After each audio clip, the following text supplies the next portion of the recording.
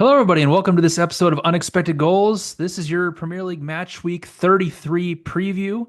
Going to go through all 10 matches from tactical and data perspective. For those watching on YouTube, I apologize. I didn't have time to actually edit together the video. So if you want to see all the visualizations that I might mention on here, you can see them on my Substack. In addition to my Substack, I did an article this week detailing all of the Champions League races throughout Europe's top five leagues, simulating the rest of the season to see who has the best percentage chance of actually qualifying for the Champions League. The Premier League gets 5 spots, so you can go see that right now. And that's really the only thing that's kind of interesting about the Premier League right now because the title race is over and relegation is over. But let's start first up, 10 a.m. Eastern Time on Saturday. Let's go Brentford and Brighton. Very interesting match. Ended 0-0 on December 27th. And what Brentford was actually able to do in that match was build up against Brighton's press. Brighton's a very aggressive pressing team. In fact, they're top five in passes per defensive action right now. They're top five in turning opponents over in dangerous areas. And they came at Brentford, and what Brentford kept doing was dropping a striker in, allowing that striker to receive the ball and then playing a bounce pass out wide. They did that numerous times, and they were able to play in behind Brighton. And playing in behind Brighton is going to be a key in this match. And that's really one of the only ways I think Brentford is actually going to create a lot of chances because uh, Brentford's obviously a team that puts, besides getting in behind, they put a big emphasis on crosses and set pieces.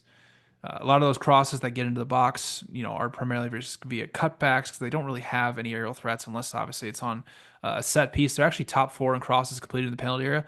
Well, Brighton is the number one team in the Premier League at defending crosses, and they're also very above average at defending set pieces. But Brighton is horrible in transition defense. They're 15th in final third of box entry conversion rate allowed, and they've allowed 9 fast break goals this season for Opta. That's the most in the Premier League. So for Brentford in this match, they really got to get in behind, really got to take advantage of those transition opportunities against Brighton's high line.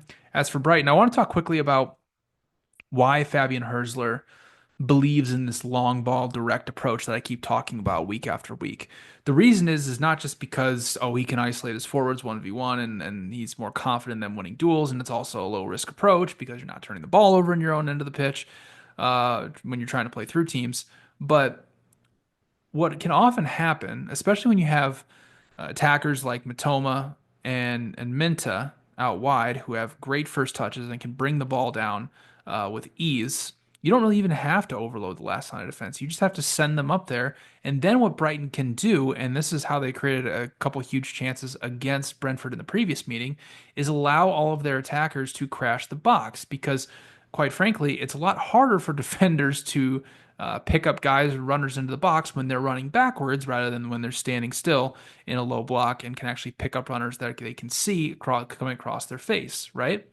So when you can have attackers making those late runs into the box, you can create a lot of space and you can create a lot of chances via crosses. So that is something that Brighton does very, very effectively, even if they aren't overloading the last line of defense and getting, essentially a 5v4 per se. And you maybe not know, wouldn't maybe know the answer to this question, but since February 14th, Brighton has created the most expected goals in the Premier League, and it's not close. They have created, over their last 8 matches, they have created 19.4 expected goals. Second place is Manchester City at 15.4. So Brighton is just on fire right now. And I think it's likely going to continue here against Brentford because Brentford, if they decide to press Brighton high, they're just going to play these long balls over the top. And I think they're going to have a lot of success with them because Brentford is not very good at defending crosses. So if the scenario that I just mentioned can happen, where Brighton can get the ball out wide to Matoma or Minta, they can find a lot of success getting crosses in the box, even if they don't have some of these aerial threats. Those late running guys in the box can provide a lot of the big chances here for Brighton. All right, Crystal Palace and Bournemouth. Interesting to say the least, because I guess the question is how effective is Bournemouth with their high press? The answer is probably very, very, very effective because this is from Mark Stats. Since November 24th, Crystal Palace is turning the ball over in dangerous areas at the highest rate of anyone in the Premier League. And most of those problems, if you want to boil down to why that is happening, is because Glasner wants his team to build through the middle of the pitch, which is an incredibly difficult thing to do in the Premier League. You can ask Southampton, who tried under Russell Martin at the beginning of the season to try to consistently build through the middle. And what did they do? They just kept turning it over and over and over again, and allowed easy transition opportunities. Well, that's exactly what Bournemouth was going to try to do to you. Bournemouth is going to try to pin them to one side of the pitch. So the question is does Palace stick to that? And do they try to continue to build through the middle? Against Manchester City, they had 37 danger zone losses, and three of them led to a shot. So I get it's, with Palace,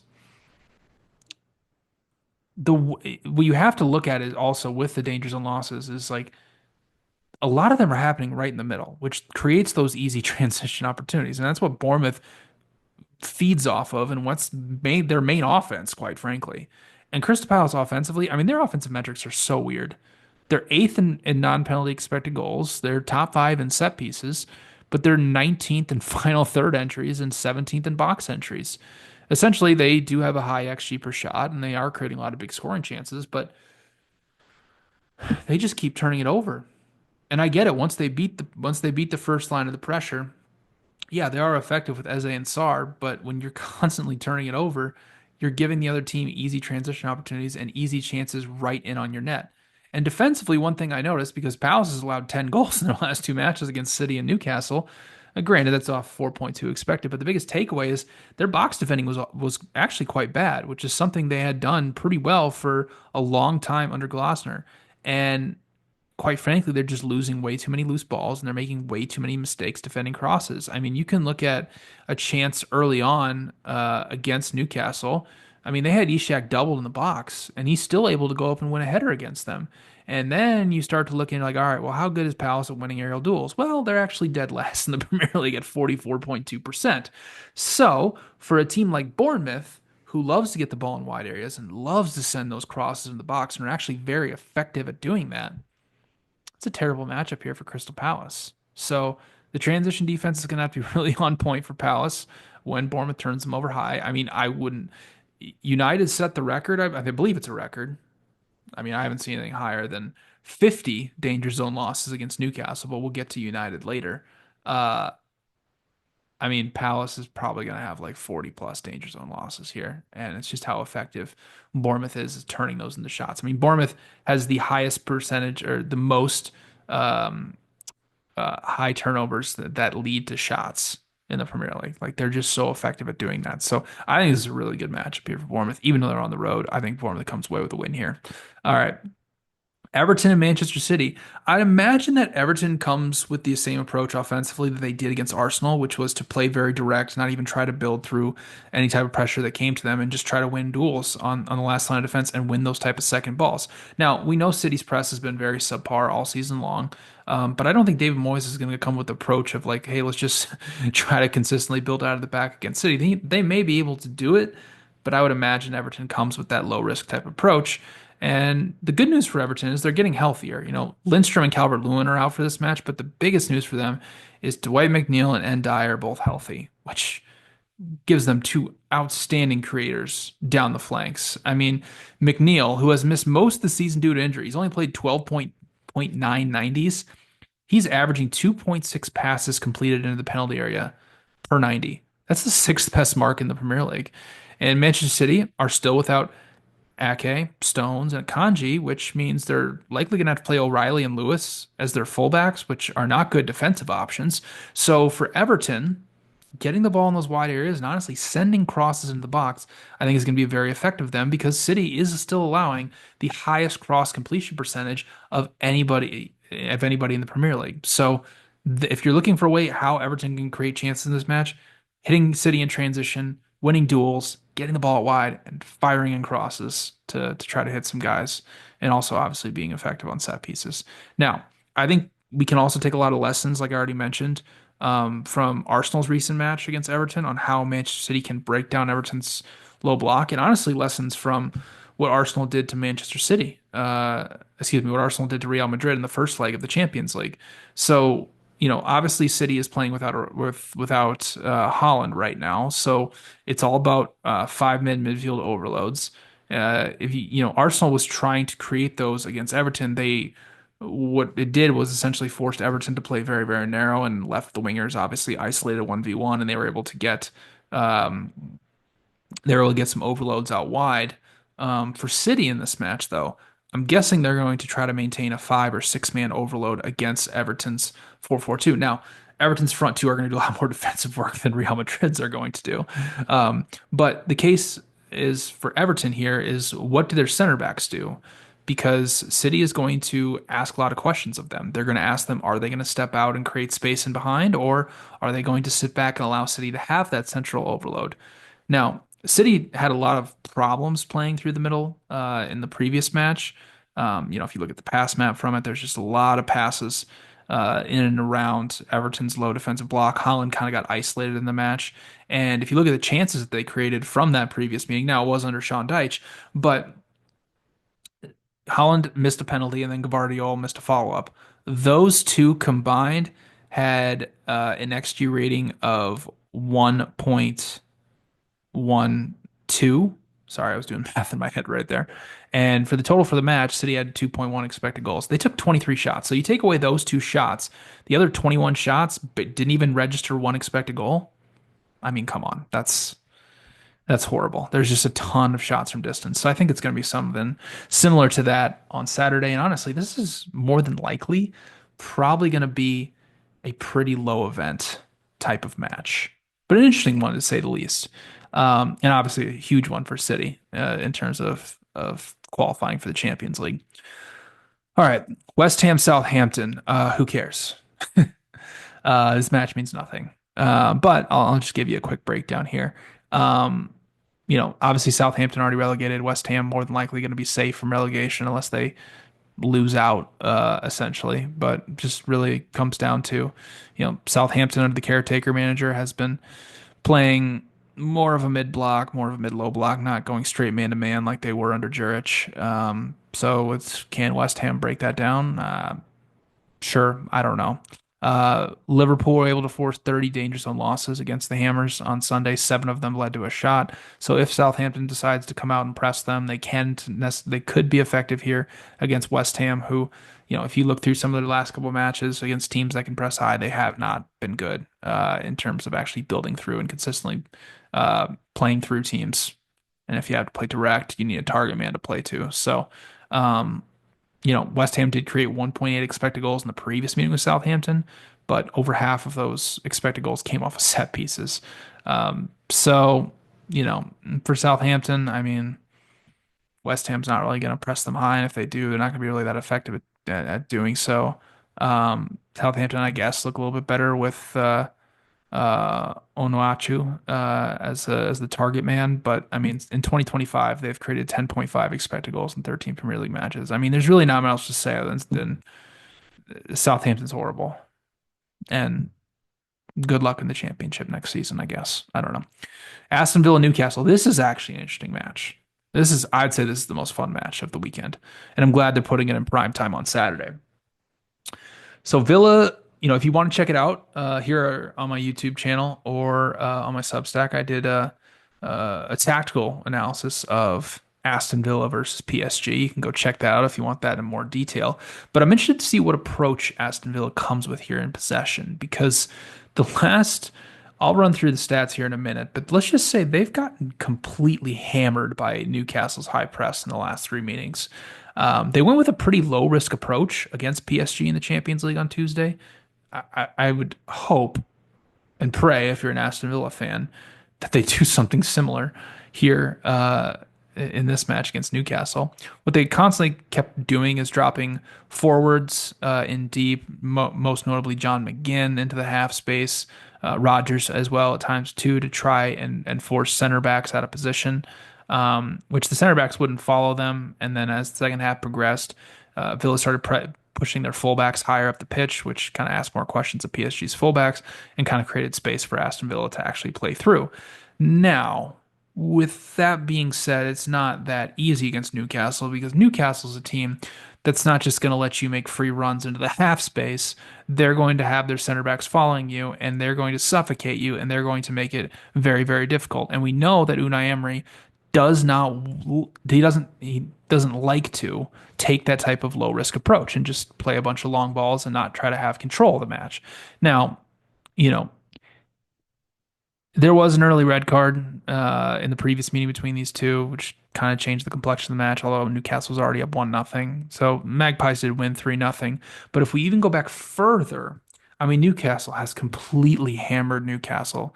Or excuse me, Newcastle has completely hammered Aston Villa with their high press over and over and over again.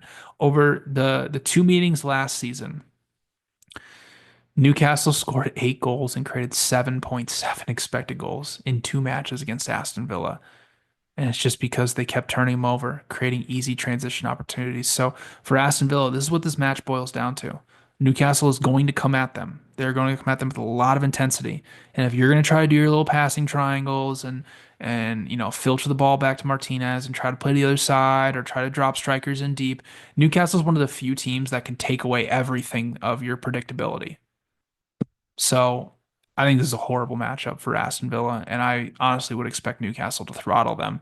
Uh, One thing that was pretty noticeable though against Crystal Palace on Wednesday, um, was just how aggressive Newcastle is with their passing. And they want to play direct. They want to play vertical football. They don't want to play short passes through teams. In fact, per EPL analytics, they have the highest amount of average verticality by a pretty wide margin over anybody else in the Premier League, which is saying something because you have teams like Nottingham Forest and Everton who, for most of the season, have just been playing mainly direct and have not been holding much possession against Crystal Palace, they were constantly playing switch balls. They were constantly trying to open them up with aggressive passing, and it worked, right? And they tried to send in a bunch of crosses, and they were effective with them.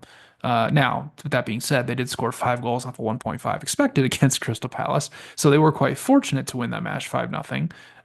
But this is an amazing matchup for them because obviously Aston Villa wants to play the high line, and when you play a high line, that's you're just inviting teams to play vertical football. So, you know, that I guess the combination of Newcastle being able to effectively press Aston Villa high and also being able to play vertical balls over the top against that high line is why they've scored 11 goals in the last three meetings against Villa. So great matchup here for the Magpies to stay red hot. All right, let's move on to Sunday, and we got a West London derby, Fulham versus Chelsea. You know, despite all of Chelsea's defensive flaws, and there are a lot of them, they've been really good at defending crosses this season, which is good. When you're facing Fulham, right? Chelsea's third in the Premier League in crosses allowed into their penalty area. With that being said, though, Fulham did complete three of their 12 crosses into the penalty area in the previous meeting, and two of them led to goals. So not good. And also, if you watch their match against Ipswich on Sunday, Ipswich was also pretty effective with transition breaks and crosses into the box. They scored twice off crosses. So not necessarily the best matchup here for Chelsea, even though overall for the season, they are good at defending crosses. And, you know, it's kind of the same story every week for Chelsea. They need Lavia healthy, and they need him healthy now. I don't know if he's going to play in this match or not. It said he might be able to come back for this one. Who knows if he does? His ball winning on combined with Caicedo is massive because Enzo Fernandez just doesn't do a lot of ball winning, and with him, he's not good playing that deeper role. Chelsea wants him playing that role higher up the pitch, and he does do that when they are in possession to provide a lot of passing and a lot of goal creating actions and things of that nature. Um, so if Lavia is healthy, it provides a much better physical presence for Chelsea in the middle of the pitch, and helps them against teams like Fulham who can hit you in transition. But for Fulham in this match, I mean, it's being effective with those counterattacking opportunities, sending in crosses just like they did in the previous meeting. And they need a result to stay here in the race for European football. I mean, they're still alive for the Europa League and the Europa Conference League. So this is a very, very important match for them. For Chelsea, I mean, it's all about finding space through Fulham's 5-4-1, and they're not going to be able to send in and complete a lot of crosses in this match. But in the previous meeting, I mean, Cole Palmer went crazy in the previous meeting. He scored early on by finding space in the middle and just kind of dribbling through everybody. But what Maresca wants him to do is play a lot of short passes through the middle of the pitch there, and that's just never going to work against a team like Fulham. Palmer scored their lone goal of the match, and he took 5 of Chelsea's 12 shots. Now, for most of the season, I mean, this is like a running theme every single week where I tell you Chelsea struggles against low blocks, and honestly, it takes like brilliant individual performances like Cole Palmer had in the previous meeting for them to effectively actually break them down. Even with his outstanding performance, I mean, Chelsea still only created 1.1 expected goals against Fulham on Boxing Day in the previous meeting. And it's the same story. The problem is they have no aerial threats in the box, and oftentimes they're just forced out wide. There's no space to the middle. And like against Ipswich, there were countless times where Chelsea were in their three guys in the box were Pedro Neto, Mark Cucurella, and Nicholas Jackson. All three of those guys have an aerial dual win rate below 40%. So if you're hopefully relying on, Madueke beating his guy 1v1 and firing across into the box, unless it's a ball rolling on the ground, like Chelsea's not going to win those type of duels. Um, I mean, they took 34 shots against Ipswich on Sunday. 34. I know. I mean, they only created 2.2 expected goals. There were so many low quality chances. It's going to be the same struggle here on Sunday against Fulham. I mean, I don't know how else I can keep putting it at each week after week about how this team just cannot break down low blocks and how they desperately need a target man. That's what they need. So we'll see if they actually get one of those in the summer. All right, Ipswich and Arsenal. Not really sure how Ipswich is going to actually create chances in this match.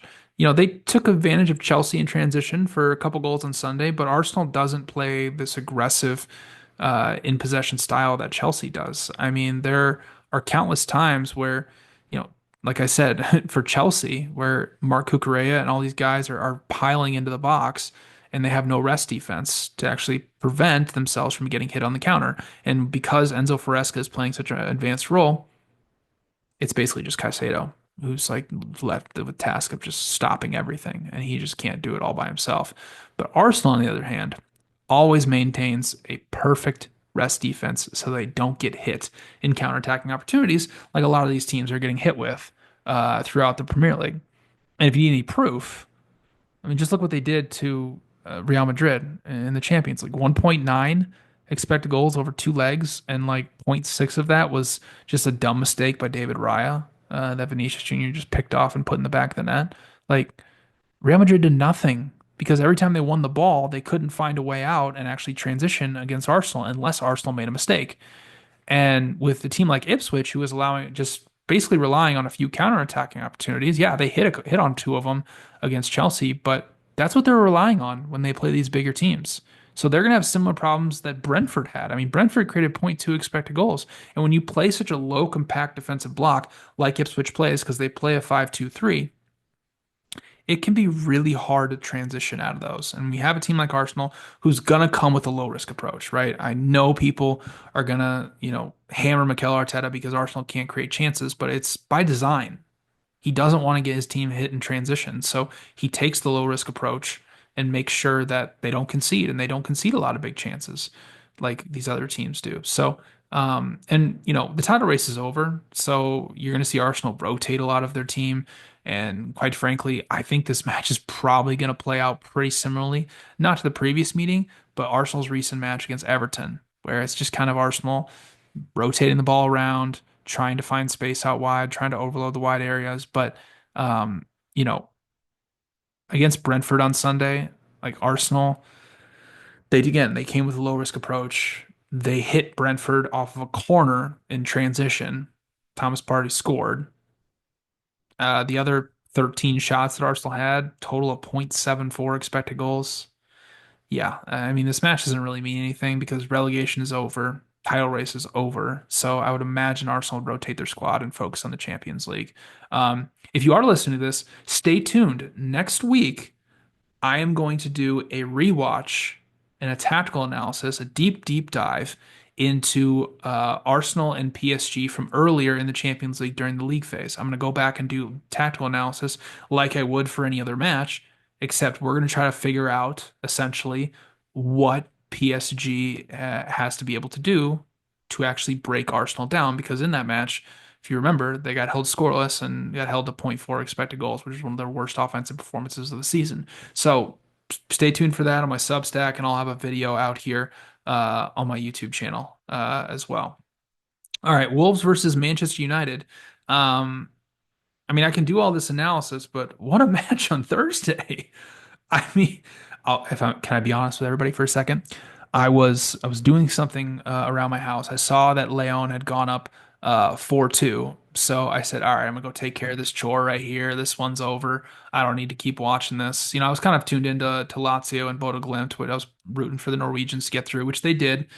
Congrats to them. Hopefully they can take out Tottenham as well. I just went away. I was just like, all right, cool. Leon's got this thing. Let's move on. And I came back and I was like, wait, what happened? I haven't had a chance to go back and watch the highlights yet because I've been busy, but holy moly. But the point I'm trying to make is Amorim basically said we're going to play the kids in the Premier League because Premier League means nothing to United now. Um, so I can go through all this analysis, and I will here against Wolves, but I mean, United's going to rotate their squad, and they're probably not going to take this match very seriously. Wolves, on the other hand, has won four straight matches, and they're in such good form right now. And it's because they're effectively able to play through teams with long balls, and they're so good at winning duels and sending crosses in the box. And the previous meeting against Manchester United, there's a pretty good example of this. About the 25th minute, they have Cunha back in the lineup. He's able to, be somebody who can receive a lot of their progressive passes, somebody who can drop deep and build up. He receives the ball, plays a switch ball to Semedo, who plays a cross in the box to Strand Larson. And these are the type of things that Wolves will do. They'll obviously play direct balls to guys up on the last line of defense, but finding the free man and finding space to be able to either send in crosses or send in balls behind. I mean, that's just what Wolves does. I mean, Wolves has switched the play 101 times this season. That's third highest rate in the Premier League. I mean, United can be really effective defending in a 5-4-1. They can be very difficult to break down, but how many times in this match are they just going to be sitting back at home at Old Trafford, just asking Wolves to break them down? So for me, it's just really going to come down to who's going to win a lot of these duels on long balls and how effective Wolves is at sending in crosses and obviously set pieces because we all know United struggles with those. But for United, yeah, I would invite everybody. I'll put the link to the video in the description here. But Adam Cleary is a great person if you're interested in more tactical analysis here on YouTube. He did a wonderful video about why Ruben Amorum's Manchester United are getting worse. And I'll just give you the summary of it. I don't want to repeat what Adam said. You can go watch the video yourself. But essentially, United has become incredibly predictable in build up. And Amorim is sticking to his principles. He's sticking to his identity with players that don't fit anything close to what he is trying to accomplish. And it's just never going to work unless they get a whole influx of new players. But I don't think financially they can do that. So United is just stuck right now. And I think they need a new manager. And I think they need one who's going to kind of turn them back into what Eric Ten Hag was, which is playing very transitionally. But I don't even know if that's going to work. It's bad for United. And I don't see how it's going to get any better anytime soon. As it pertains to this match, yeah, I mean, they're going to rotate a lot of players here. A lot of the kids are going to play. Their build-up's going to be incredibly predictable. And even though Wolves isn't a good pressing team, they're probably going to turn them over quite a bit. I mean, United offensively has only created 6.7 expected goals in their last seven Premier League matches. They had 50 danger zone losses against Newcastle. 50. That means, hang on. I know Adam in his video did the math. I'm going to do the math right now. I mean, we're talking about 90 minutes of football here. Like over 55% of the match, they're at least turning the ball over every single minute. Like 55 in the night. I mean, that's just crazy. It's crazy. to just continually keep turning the ball over again and again. And they can't play long because they can't win duels. Like Hoyland's not somebody who can win duels. Xerxes now injured because and just when he was finding his form. So it's horrible for United. It's absolutely horrible. And this match means nothing to them. So let's move on though to Leicester City and Liverpool. Leicester, previous meeting, went up 1-0, if you remember. It was Boxing Day. It was the last match of Boxing Day. Uh, Liverpool was like the biggest favorite of the like entire Premier League season, and Leicester shocked them inside. I think it was inside the first. I can't remember exactly when Jordan Ayew scored his goal. But congrats to Leicester. The scoring drought is over. Finally, it's over. They scored not one, but two goals against Brighton on Saturday, breaking an 8-match scoreless streak in the Premier League. And what really helps is having Mavdidi healthy and back in the lineup. He's barely played over the past 2 months and actually provides some type of creativity and ball progression down the left flank. He is averaging 5.1 progressive carries per 90 minutes, which is actually 10th in the Premier League. And that left flank is exactly where you want to attack Liverpool right now with Mo Salah and whoever they're going to be playing at right back. So, you know, but for Leicester to be effective and actually create any type of chance in this match, they got to be effective with their counter-attacking opportunities, got to take advantage of set pieces. Liverpool can be open to a transition at times. They are bottom half in the Premier League in terms of XG per set piece allowed as well. So, but I mean, with that being said, I mean, over the course of their last 9 Premier League matches, Leicester has only created over one expected goal in one of those matches. So they aren't going to do much here against Liverpool. And I mean, this is about it for terms of relegation. Now, for Liverpool, I think the question here is how aggressive does Leicester get out of possession? Do they try to press Liverpool high up the pitch? Do they leave their back line exposed 1v1 against Liverpool's attackers, which is obviously an incredibly dangerous thing to do? Now, like I said, Leicester scored early in the previous meeting, so they just kind of sat back in a 4-4-2 and just kind of dared Liverpool to break them down, which Liverpool eventually did. And Liverpool was combining out wide, finding passing triangles through both areas of the pitch, excuse me, both flanks of the pitch. But it's pretty clear right now that Liverpool is missing Trent Alexander-Arnold quite a bit. Um, his passing range and his ability to just open teams up and send in beautiful crosses or switch balls across the pitch really does help.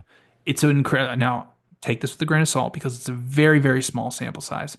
But in the 3 matches that Liverpool, or excuse me, the 4 matches Liverpool have played without Trent Alexander-Arnold, they have averaged 1.46 expected goals per 90 minutes. With him in the lineup throughout most of the season, 2.2 expected goals per 90 minutes. Again, very, very small sample size. Can't just obviously take that at face value, but it does show that he is quite important to what Liverpool is trying to do. In the previous meeting, he led uh, all players in the match against Leicester with an expected threat of 0.64, which is very, very high for one individual player in a match, and was just all incredibly good at getting Mo Salah the ball and finding space and getting Liverpool some opportunities. Now, Liverpool only created 2 expected goals in that previous meeting, so without Trent Alexander-Arnold, it may be a little bit of a struggle here for a little bit for Liverpool, but they obviously should get through here and win pretty comfortably. I mean, they're huge favorites. And then finally, let's wrap things up. Monday Night Football. Boy, this is the state of the Premier League, right? I think if you saw this match on the calendar when the season started, you'd probably be thinking, all right, Tottenham's gonna be battling for Champions League football. Forest is probably gonna be safe from relegation somewhere in like the 14th place in the table. This is gonna be a huge match for Tottenham. Coming off a Europa League quarterfinal win. But as it turns out, this match is incredibly important to Nottingham Forest, and it means absolutely nothing to Tottenham. So now that Tottenham has put all of their eggs in the Europa League basket, you are more than likely going to see a lot of squad rotation from Tottenham. And even if they do play a full strength lineup, how are they breaking Nottingham Forest down? Previous meeting, they had zero point 0.9 expected goals, 13 shots, and they held 70% of the ball. I mean, it's just They don't have wingers who can take guys on 1v1. They have the worst take on win percentage of anybody in the Premier League. So they can't create chances via crosses. And even if they do, they're not going to win aerial duels against Murillo and Milinkovic. And they're not going to be able to play through the middle. And what's likely going to happen is they're just going to take a bunch of shots from distance and kind of hope they get in, hope they go in. I guess you could make a case for crosses to the back post is probably the best way, and that's what a lot of teams have been trying to do against Nottingham Forest. You obviously get the ball away from the two big center backs. So, I mean, yeah, I mean, you could also say, take a sigh of relief, Tottenham, that Nottingham Forest is not going to press you high. I mean, it's just like every single week, it's just comedy of errors of Tottenham trying to build up. It's just really horrible decision making. Like I don't know how else to describe it other than just like they're not comfortable in the type of system that Ange has them in terms of building out. They get under pressure and they're not a press resistant team to play through it against Wolves and Frankfurt, who are not good pressing teams, by the way. Both of them are not. Had 32 and 31 danger zone losses. Horrible. Tottenham this season per Opta has had 35 errors that have led to a shot. That's the fourth highest rate in the Premier League. Now, they'll be freely able to build out here with not much pressure, which is a good thing for them and a sigh of relief, but they're not going to be able to break down Nottingham Forest's slow block. Now, I want to make a point about Nottingham Forest here. Um, I mean, what they're doing right now is not going to be sustainable going forward. You cannot expect to year after year just completely just rely on counterattacks and set pieces and expect to compete at the top of the Premier League table. You can run hot for a long time, and Nottingham Forest sure has. But playing this way is never, over a long period of time, going to allow you to stay in the top four or top five. So it'll be interesting to see what players Nottingham Forest brings in if they're able to continue and hold on to Champions League football here.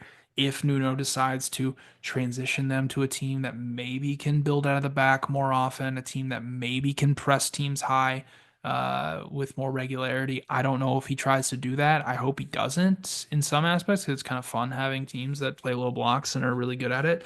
But Nottingham Forest this season has overperformed their expected goals by 11 goals. That's the highest mark in the Premier League, and their expected points is just vastly larger. Excuse me, their actual points are just vastly larger than their expected points. And, teams can run hot for most of the season, and it's happened throughout football in every league. But, you know, the good news for them though here is this is about the best matchup they could have asked for. I mean, Tottenham's horrible in transition defense because they commit way too many players in possession, and they're always constantly at numerical disadvantage when teams try to break on them. And especially if Nottingham Forest, when they play a 4-2-4, what often happens is those front four don't sink too much. And when they're able to actually win the ball, those front four break and attack. So, for a team like Tottenham who builds out in a 2-3-5 and their fullbacks are pushed up so high up the pitch and inverted, like Nottingham Forest is going to have like 4v2 or 4v3 breaks, and it's Spurs are just going to be sprinting back over and over again throughout most of the match.